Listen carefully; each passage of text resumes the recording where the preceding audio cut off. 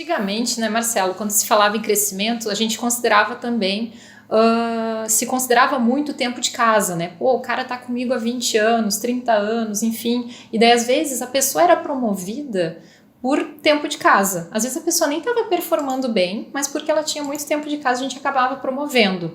Então, assim, com o passar do tempo, a área de RH começou a se tornar mais estratégica dentro das empresas e daí a gente começou a ter isso de maneira mais estruturada. Então, por exemplo, quando eu falo em crescimento horizontal, é justamente isso. Poxa, a pessoa entra, ela tem um perfil júnior, então eu coloco ela em júnior.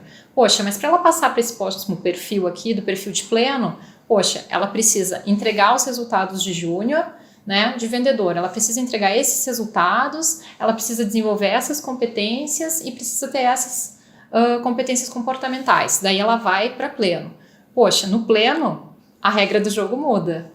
As metas são mais arrojadas, o desafio é maior e a gente espera que para ela crescer para sênior, também seja mais desafiador isso aí. E para ser o vendedor top of mind, master, estrelinha, tem que ter um desafio maior também, né?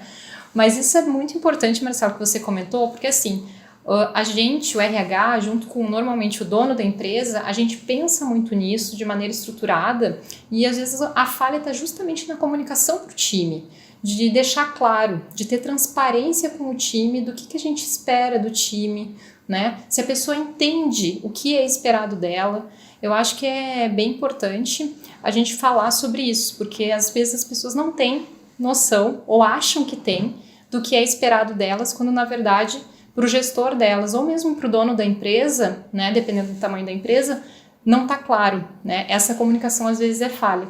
Então a gente precisa atuar de maneira que seja claro e transparente o que a pessoa precisa fazer para chegar no próximo nível, né? Uhum. Seja através de competência comportamental, competência técnica, seja através de alguma meta que se tenha. Enfim, é extremamente importante dar essa clareza para o funcionário. Poxa, Letícia, mas a minha empresa é pequena, eu tenho só 5 funcionários, eu não consigo fazer essa evolução, digamos assim. Mas você consegue sim dar um horizonte para os seus funcionários de onde a sua empresa quer chegar a longo prazo e como eles podem ajudar e contribuir para que isso aconteça. Essa perspectiva, então, né, Lê?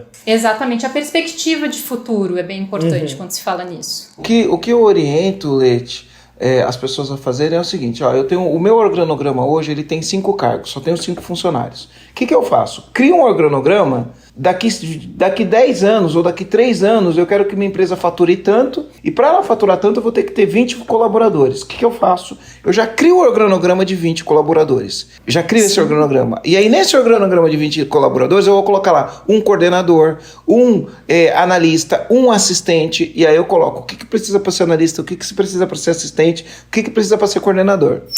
Sim, você já tem uma visão de longo prazo, onde você quer, você como dono da empresa, onde você quer chegar, né?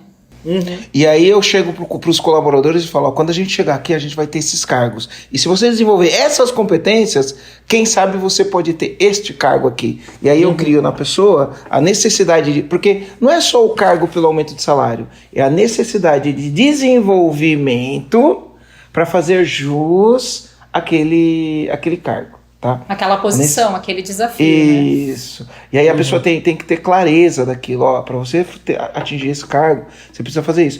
Tem algumas coisas que ao longo do tempo vão caindo, vão se tornando desuso, né? Algumas sim, outras não. Vou dar um exemplo. Eu nem sei como é isso hoje. Mas, por exemplo, quando a gente criou os cargos de gerência, de gestão, na matriz de competência, o que é a matriz de competência? Para quem não sabe, né? Você vai falar, para esse cargo, você tem que ter tais competências. E aí você vai ter as competências comportamentais, as competências técnicas e currículo, né? Coisas curriculares. Como, por exemplo, se tem que ter faculdade, 2º grau, se tem que ter pós-graduação, se tem que ter MBA. Tá? Então, na matriz de competência, isso, na matriz de competência para cada cargo, você tem que descrever isso. Então, por exemplo, para ser gerente, naquela época, tinha que ter nível superior completo. Não era cursando, era completo. Senão não virava gerente. Aí um cara que ele tá lá, ele é coordenador, ele quer ser gerente, ele não tem faculdade, ele sabe que ele tem que entrar e terminar a faculdade, senão ele nunca vai ser gerente. Naquela época isso fazia sentido, eu não sei se hoje ter uma faculdade faz tanto sentido para promover alguém como gerente. Eu imagino que ainda, né, é melhor você ter alguém que tenha essa base. Ao longo do tempo eu acho que isso vai cair. principalmente com as novas habilidades. Nem todo mundo hoje vai focar em fazer faculdade, porque eu posso desenvolver uma habilidade, ser muito bom naquilo, sem ter faculdade, e trazer muito resultado para a empresa que eu trabalho, performar num nível muito acima na empresa que eu trabalho. Mas isso ainda é uma coisa usada em muitos planos de carreira, né? Exatamente, em muitos planos de carreira é uma coisa que ainda se tem como obrigatória, assim. É como se fosse um ponto de corte. Você precisa ter faculdade, você não tem, já não pode crescer. Então, mas você está certo, Marcelo, com o tempo a tendência é não ser mais obrigatório isso. Mas é assim, a faculdade por si só, ela não significa muita coisa. Mas a pessoa que parou de estudar e parou de se desenvolver, talvez não seja a pessoa que vai fazer a tua empresa crescer. Então pode ser que a pessoa não tenha uma faculdade, mas se ela não tiver faculdade, o que ela vai ter que ter em termos de desenvolvimento, de conhecimento, de cursos, né, para poder assumir esse cargo, né? Porque também a faculdade ou o desenvolvimento contínuo, ele é um indicador na matriz de competência que vai fazer essa pessoa fazer jus a um plano de carreira, subir numa carreira ou não, né?